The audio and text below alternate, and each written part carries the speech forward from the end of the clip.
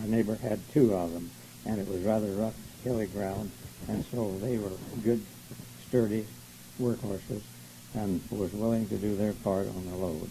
Nice to manage, and it was a pleasure to ride it.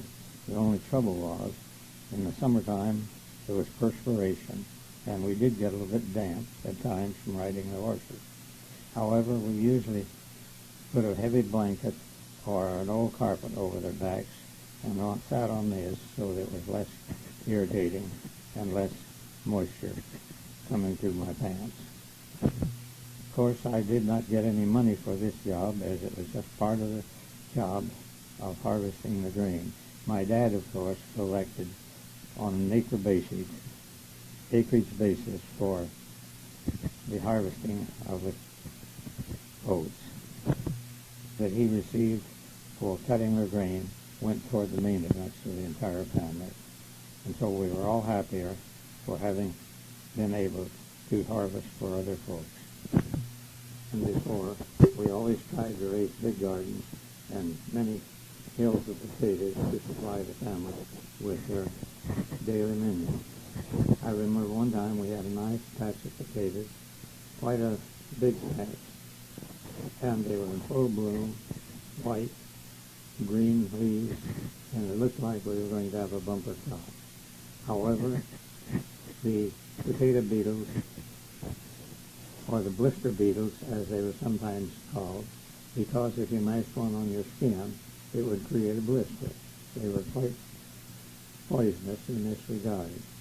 This particular horde that moved in on our potato patch on the east side, we knew that if we didn't do something about it, they would devour the entire patch of potatoes. And so we all got, several of us in the family, got bushes and brush and started driving them on through the patch.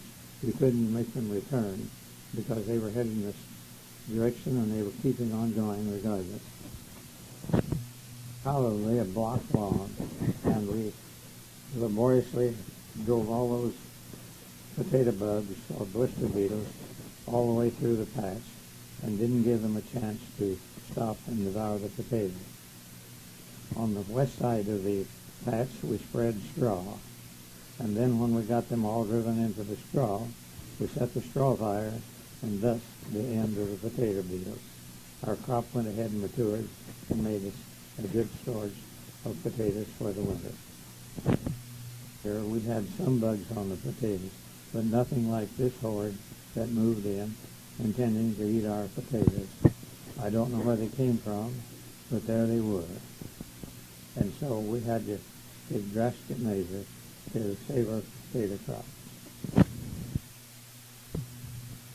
October day, Saturday, in 1916, when I was 11 years old, it was decided that Clara, my older sister, and four of her younger ones would hook the team to the buggy and drive over to Grandma's and spend Saturday afternoon and Sunday visiting Grandma. This we did. Clara drove the team, and we arrived over there in good order, and everything was lovely. Grandma welcomed us with open arms. We had good food and a very pleasant day. The next day, Sunday, we seemed to be in no hurry to get started toward home. I think Clara knew what was happening, but I was completely innocent. About the middle of the afternoon, a telephone call came in and stated that we had two new babies at our house, twin boys. This two addition to the family now made 8 kids and 2 parents to live in a 4-room house, somewhat crowded. We hooked the team back to the spring wagon and drove home. When we got home, there was Mother in bed with 2 little squealy kids by her side. This was a complete surprise for me, and I'm sure for the younger kids in our family. A lot of extra work for each one of us in taking care of the kids, trying to feed them, keep them clean, clothed, and all the necessary tasks that goes with rearing 2 young babies. I have seen my mother many times rocking them to sleep, one on each shoulder, and thus worrying about the kids. Quite often they became ill, and this was indeed an additional burden. After a few days of birth, it was decided that the names for the two baby boys should be Kensel Leroy and Kenneth Raymond. All the kids in the family had double names, and this was good. These two boys did not look quite alike, and so there was no problem in identifying them. Kensel was the darker of the two, picking after my mother's side of the house, and Kenneth was more nearly a blonde, following the pattern of my father's side of the house. She nursed all of us kids for nearly a year, but she was unable to supply enough milk to take care of two of them, so it was necessary to give them additional food in some way. I remember my sister May enjoyed feeding the twins. For some reason, she always managed to have a little extra food that they did not need, and so she enjoyed feeding it for them. The oldest member of the kids was 15, and so much of the work fell to her to help take care of the babies and do the housework. Of course, all of us pitched in, and I was not a stranger in the kitchen, where I learned to wash dishes and do all the chores necessary for furnishing a big family with food and cleaning up after them. Can you imagine washing dishes by hand for a family of 10? It was a chore. We had to carry all the water that was used up a steep hill, and this was no easy task. Thus you can see that the members of the Colson family all pitched in and worked together to keep things going. I had graduated from the 8th grade, and there was no high school nearby. She was at home all the time, whereby there were going to school. I think at that time we were riding horses most of the time rather than driving the buggy, as it was a very rough road and plenty of mud to travel over. Part of the time we walked, especially in the cold winter months when we could cut across the country and get there in about 1.5 miles of walking. Always had a homemade sled, and so when there was snow on the ground, I would pull that sled to school. Then at noon and recess, I could ride down the hills and walk back up to coast down again. I also was able to coast down the hills on the road home. It wasn't much of our entertainment. On which we lived had considerable timber, many ditches, brush patches, and so forth, so there was plenty of game available if we only had a rifle with which to stop it. This farm, there was quite a bit of old iron lying around, some in the ditches and some just around in the corners of the fields. We as a family decided that we would collect all this old iron and then haul it to Mount Airy, 14 miles away, where it had saleable use, and in exchange for the money we received from the old iron, we would buy a rifle. So the whole family pitched in, collected all the old iron lying around on the farm, and loaded it into the wagon. Then Dad hooked up early in the morning with the team of horses to the wagon and started to Mount Airy, 14 miles away. A full day's drive for a team and wagon, and so it took all day for Dad to get up there, sell the old iron, and then look for a rifle. He came back that night with a brand new single-shot .22 rifle. This meant that we could now go hunting and get some squirrels and rabbits for our use. I'm proud of that rifle and took very good care of it. But to the squirrels and rabbits it meant, watch out, here we come. I was not allowed to use the rifle because at that age, boys were not supposed to carry guns. My job was to be sort of a bird dog, help to scare out the game, and tree it if there was a squirrel or chase it into the brush piles or out of the brush piles if it were rabbits. My dad was a reasonably good shot and could knock a squirrel out of the tallest timber. He was busy on the farm much of the time, and only a few times in the fall and winter could he get enough time free to go squirrel or rabbit hunting with us. And these were always memorable occasions when we could take out with that brand new rifle and look for game along the way. Perhaps 15 years old before I was allowed to take that gun on my own to look for game. Fair shot, and I remember when perhaps I was 18, with that gun, I knocked 5 squirrels out of one big cottonwood tree early in the fall. I was quite proud of my achievements.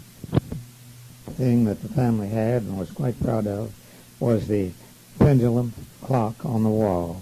This was in an oak case and gave accurate time and also strike and count the hours on the clock 24 hours a day. This was a 8-day clock and so had to be wound once a week. It was my father's job to wind that clock, and he made sort of a ritual of winding that every Sunday evening. Sister Clara had graduated from the 8th grade, and since there was no high school near around, she became what was known then as a hired girl. She would work in homes around in the area that needed help during the housework. There were 2 occasions in the family usually when a hired girl would be used. One was in case of sickness in the family, and the other was in case of birth in the family.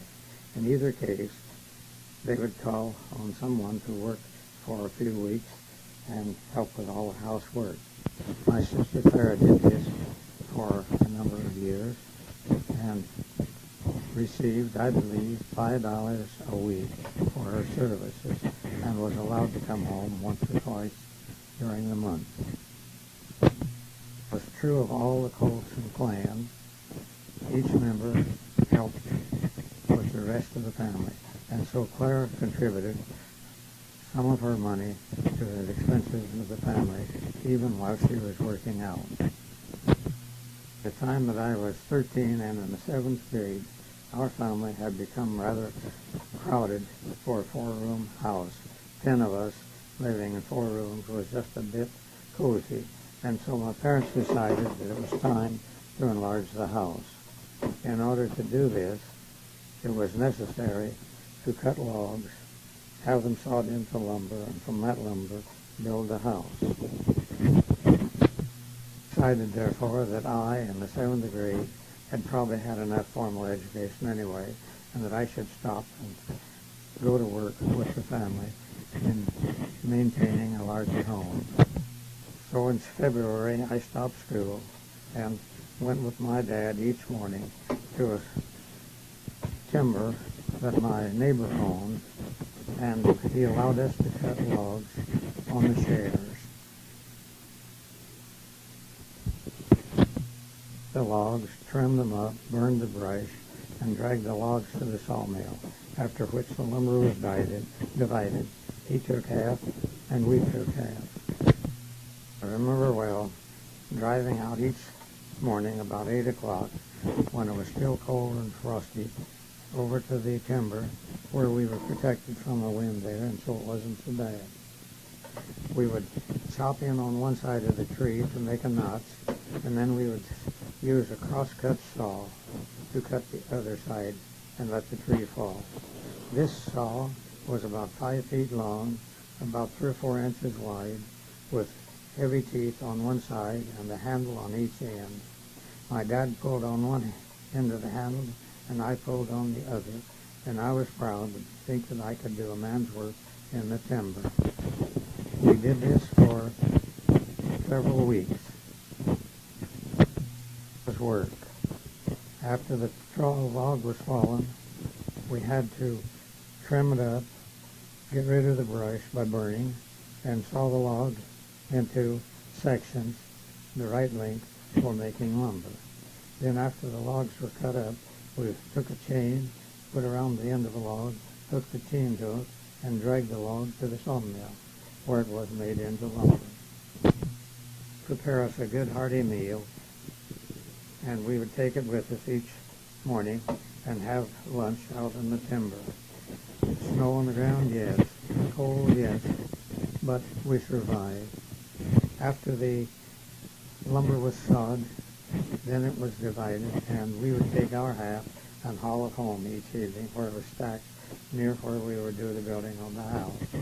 This went on for several weeks, and we got the necessary lumber to make an addition to the house.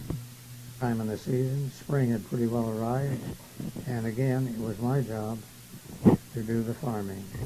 I was 13 years old and big enough to carry a man's work, even though I may not have been quite as large as most men.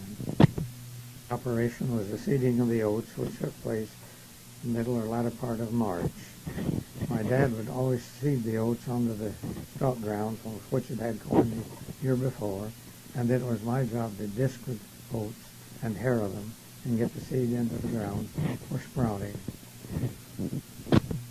It wasn't quite so bad, as the disc had a seed on it, and I get to ride and drive the 3 or 4 horses pulling the disc. After the disking came the harrowing, and this was where I learned to walk. We had a 2-section harrow which covered 10 feet of ground, and I would walk back and forth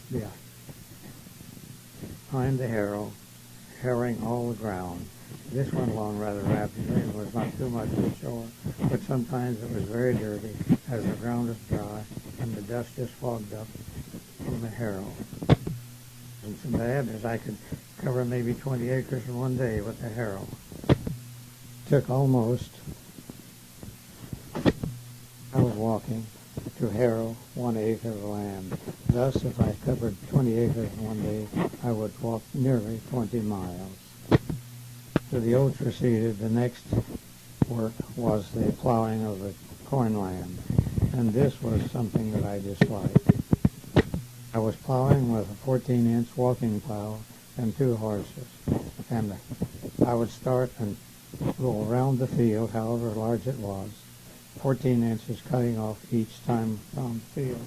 And you imagine, round and around that field we would go day after day, chiseling away on all sides, making the unplowed land a little smaller and the plowed field a little bigger each day. But this was slow, laborious work, and I disliked it very much. It took many days of walking round and around the fields in order to get them plowed and get ready for the corn. After the plowing took place, the next step was the disking, and this wasn't so bad as I mentioned. I got to ride on the disc. After the disking, the seeding or planting of the corn, and this my dad thought I was not capable of doing, so he took time out from his carpenter work to plant the fields of corn. It was then my job to harrow them and to get them ready for the sprouting of the corn. The different fields of corn were planted. The first were about ready for cultivation. So I would start again with the cultivator and cultivate the corn 1 row at a time with a team of horses. Back and forth we went till the field was covered. Then on to the next field and repeat the process. By the time that we had covered the different fields one way, it became necessary to cross the corn, plowing in the opposite direction to get those weeds out of the rows. At that time, almost all corn was checked. That is, the hills were placed 3 feet apart in each direction, and you could travel in both directions over the field without plowing out the corn. Thus the corn had to be crossed, and again plowed lengthwise for the 3rd time. This meant plowing each field of corn 3 times in order to keep the weeds down. And this was my job during the summer that I was 13 years old. The time of the corn cultivation ended, it was time to put up some hay, and this again meant a different process. The hay had to be mowed, which was my job, going round and round the field with a 5-foot mower and 2 horses, cutting the hay down. After that, it had to be raked into windrows, and from there it was stacked. By this time of the season, the oat crop was ready for harvest, and again my dad did the driving of the binder, and it was my chore to shock the grain.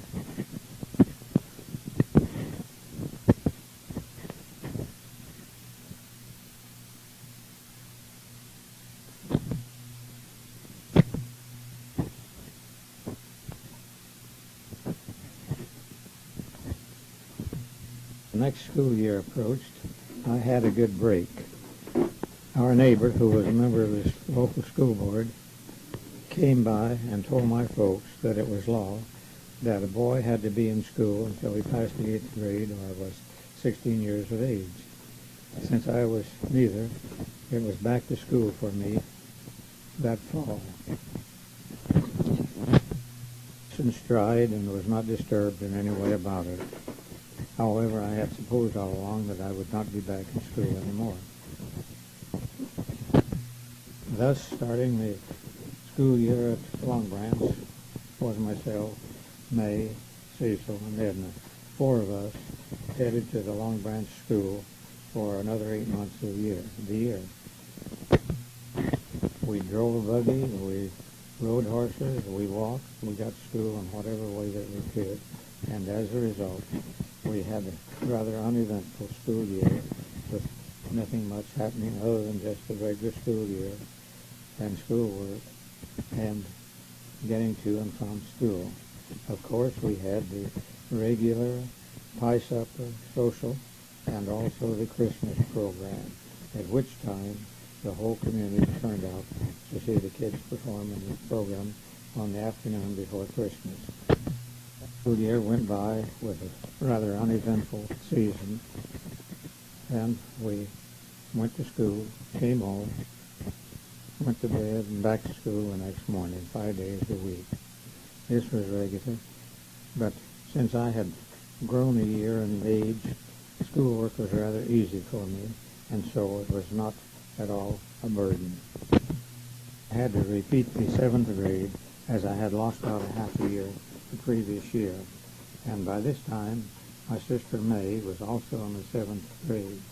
She had started to 1st grade in her 5th year, whereby I had waited until the 6th year to start 1st grade, and so she was a year earlier in school all along, and when I dropped out a year, then she caught up. At the end of the 7th year, when I was 14 years old, my Uncle Lewis, who lived about 5 or 6 miles east of us on a farm, came over and asked if I would work for him during the summer. He would pay me $30 a month and furnish me a pony to ride back and forth to home at the end of the week. This pony was Old Doll, which you have heard me speak of earlier with connection with my grandmother. On the farm at that time consisted of 26 work days, and each one of those days consisted of quite a number of hours. On his farm, I got up at 6 in the morning, went out and got the horses in from the pasture, fed and harnessed them, then had breakfast, and then went to the field about 7 o'clock, worked till noon, took an hour off at noon for resting and feeding the horses and having my own dinner, and then back to the field at 1 until about 6 o'clock, and again then into the barn to feed and water the horses, and then to the house for my supper. One interesting little incident that occurred while I was working for him. One evening when I was out at the barn taking care of the horses, he was milking 4 or 5 cows which he had there in the lot. He had a little boy at that time who wandered out from the house and got down to the milk lot. My uncle, being a rather quick-tempered fellow, jumped up from milking his cow, threw his bucket against the side of the barn, and started toward the house cursing at the top of his voice because his wife, Maud, had allowed the little boy to get down into their cow lot.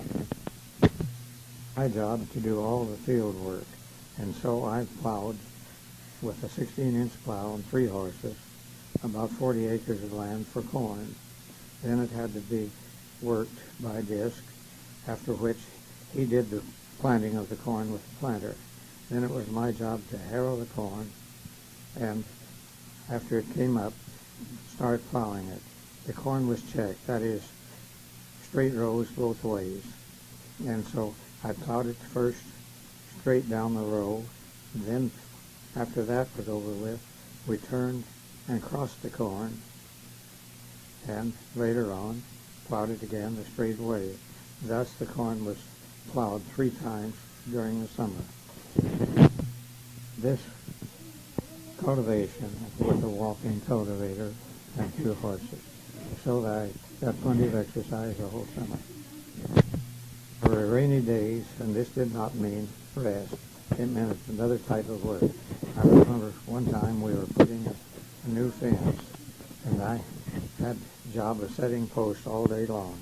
At the end of the day, I had dug 40 holes about 2.5 feet deep with a spade and auger, and then set the post in them and tamped the dirt in. This was a pretty good day's work. Lewis gave me the $30 at the end of each month, and I took the $30 home, turned it over to my parents, and for the most part, that's the last I saw of it. They did buy me a few clothes, but I was contributing to the welfare of the family and happy to do so. End of the 3rd month, my services were no longer needed, and I returned home all the time, but I used the $30, the last $30 that I received, for buying school clothes, books, and what have you, for me and other members of the family. School year came around, and I entered the 8th grade along with my sister May. There were 4 of us Colsons in the Long Branch School again, and so we managed to get there in any way that could. Walked, rode horses, drove teams, whatever way was available, that's what we took. I remember walking across the field by myself many times while the other members of the family went around the team or horses. Along very smoothly until the middle of the spring when the teacher died. And it was rather late, and so the board decided they would just forget about trying to hire another teacher for the rest of the year. And for the 8th graders, they decided to send us to Hatfield for the remainder of the year. So my sister May and I took a team and buggy and drove to Hatfield about 3.5 miles each day for the remainder of the school year. Maybe 6 weeks, I don't remember exactly how long. Enjoyed the new surroundings and felt quite happy with the environment that we had with the Hatfield High School and the students of the Hatfield School. Hatfield School had been established 2 years earlier when the 7 townships in a certain area voted to consolidate and build a new high school. This year of operation for the high school was the 1919-20 year, and the first graduating class received their diploma in 1923.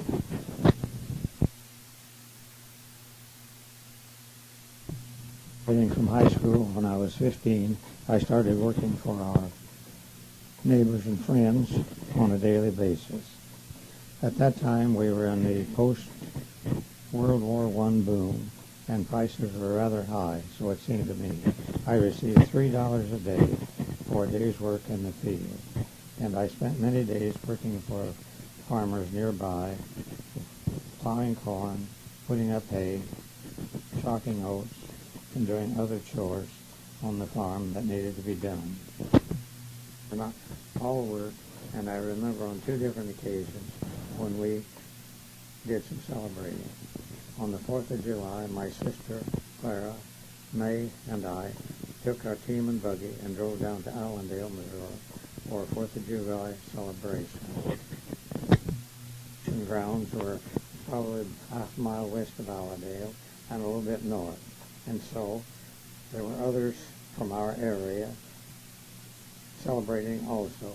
I remember well starting out west from Allendale with the team and buggy on a rather narrow road when friends of ours driving a buggy with the team decided they'd go around.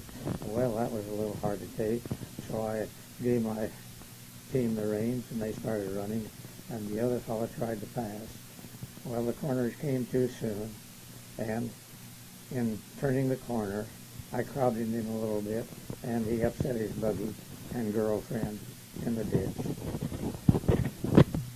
Then broke the tongue out of the buggy, which had to be repaired during the day, and it tore the girlfriend's hose. Thus I remember the celebration of Allendale in that way. Clara found a date during the day